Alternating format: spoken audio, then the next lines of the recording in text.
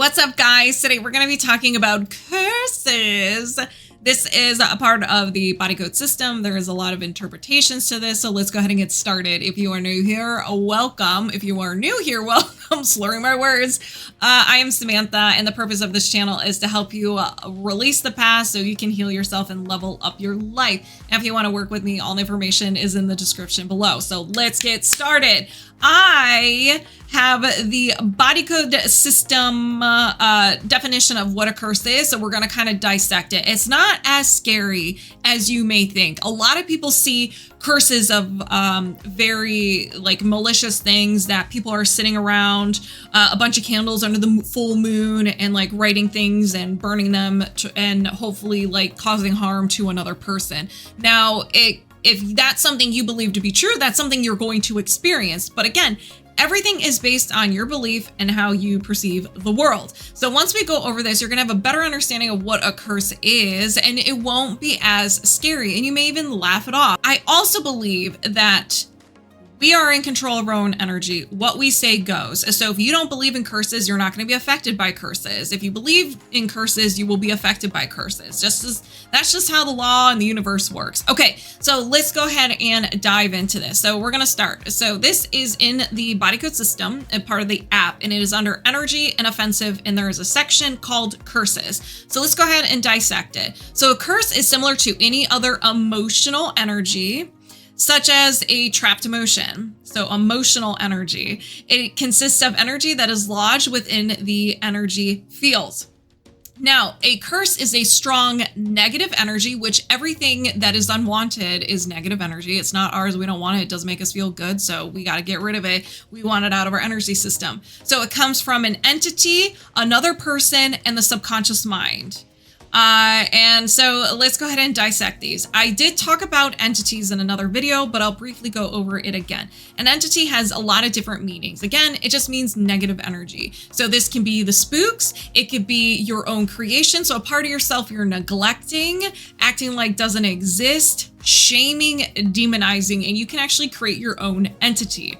And then it can also be an old version of yourself. So if you want to start living your best life, releasing or shedding the skin of the old version that doesn't really serve you anymore, this will fight back. It wants to survive. We're almost like killing it off so we can step into a new identity. And when we step into a new identity, this old identity, the old version, cannot be there. And it wants to survive. So then it will fight with you. It will cause circumstances in your life to crumble. So if you notice that things in your life seem to crumble when you start identifying as a new version of yourself, that's your old identity. If you notice your thoughts may get a little more negative, like, hey, you can't do this. This is too hard. Just give up. This isn't for us. That's the old version. And even creating emotions for you because it knows you. It is you, and it knows what it can do to bring you back into that version. So it could be you as well. And then another person. Now, again, people think that curses are something where it's like a ceremony and people are specifically setting intentions to cause harm on another. Now, does that happen? I'm sure it does. But a lot of times the one that happens often is when you're arguing with another person. So when you are constantly, or not when you're constantly, but when you're in a situation where you're fighting with another person, you're sending negative energy. The intention of the energy, the intention of your words that you speak are negative, and you're sending it to the other person. So technically you're cursing someone. Now, if we think of bad words, curse words, those are bad words. When you say them, they have a negative intention. And so when you say that to another person, your intention is to cause harm on them. So that's considered a curse. Now, this is very innocent. We all do this. We all get in arguments. Sometimes family members or friends or our significant other really just gets under our skin, and we're just like, we're not having it. And so we get into fights with them. Now, usually after the fight has kind of broken out, maybe you didn't resolve anything, you kind of go your separate ways, you're still holding on to that emotion. You're like, I can't believe they did that. I can't believe they said that to me. And you're really holding on to it, and you keep marinating in it. And so you're marinating in your own emotions and the curses that they sent to you.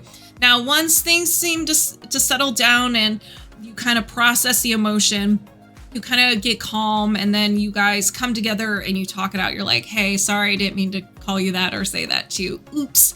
And then things resolve. So those are very innocent types of curses. Sometimes you can hold on to it from another person. And even if you go to the store and someone is very mean to you and your feelings get hurt, you just welcomed in that curse, that intention from another person into your energy system. You welcomed it. And that's very harmless. I mean, if some random person you encounter at the store is mean to you and you have no idea why, yeah, I can understand why your feelings are hurt. Like, what did I do? But, so those are just kind of examples of curses. Things that is natural to us, things that we do, we send to one another.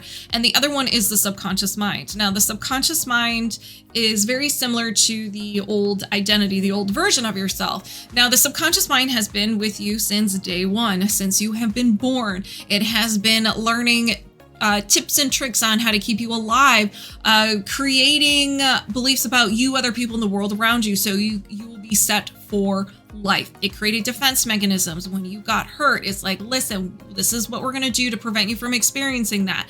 The subconscious mind loves you and it wants you to survive. It wants to protect you. So then when you kind of go off the path of what the subconscious made for you, or kind of start doing your own thing and not following the rules and regulations that the subconscious mind made for you, its feelings are going to get hurt. It's like, what are you doing? Sometimes I think there's something wrong with you, like you hit your head and it's like, oh my gosh, what is going on with them? We need to bring them back. And so it will create the emotion, the negative thoughts, and it will bring memories in to let you know, like, hey, what you're doing is wrong. So if you want to be more wealthy or feel more lovable or feel like you are good enough, it's going to bring in those memories because it knows everything about you and be like, hey, remember this experience?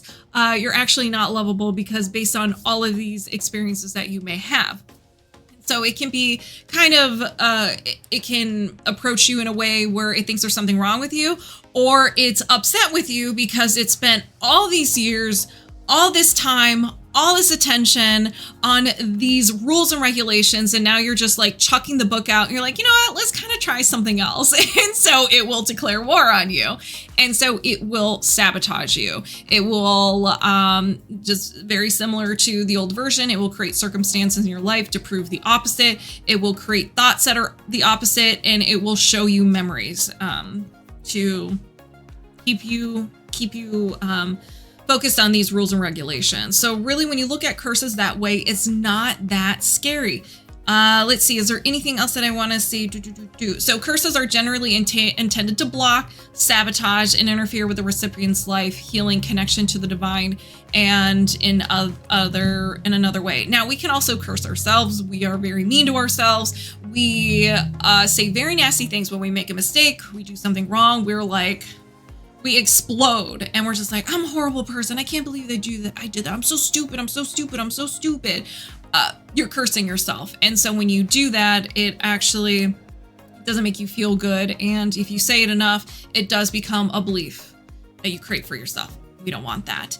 And yeah, so really that's what a curse is. Now, let's talk about beliefs on curses. If you grew up or you believe that people can curse you, they can sit around candles under the moonlight and intentionally write things and curse you, you will open yourself up to that experience. You are in control of this energy. This is your house, and based on your beliefs and your perspective or your perception will determine what affects you. So if you believe in curses, if you interact with someone and they're evil and they can send curses and ruin your life, you're going to have that experience. Now, if you don't believe in curses, if you're like, no, like this type of curse where someone can intentionally send negative energy your way. And I'm not talking about like the arguments or anything. I'm talking about like someone under the moonlight with an intention to harm someone. If you don't believe that to be true, it's not going to happen. They can send all the energy they want, but it's just going to bounce right off your energy system and it's not going to harm you in some way.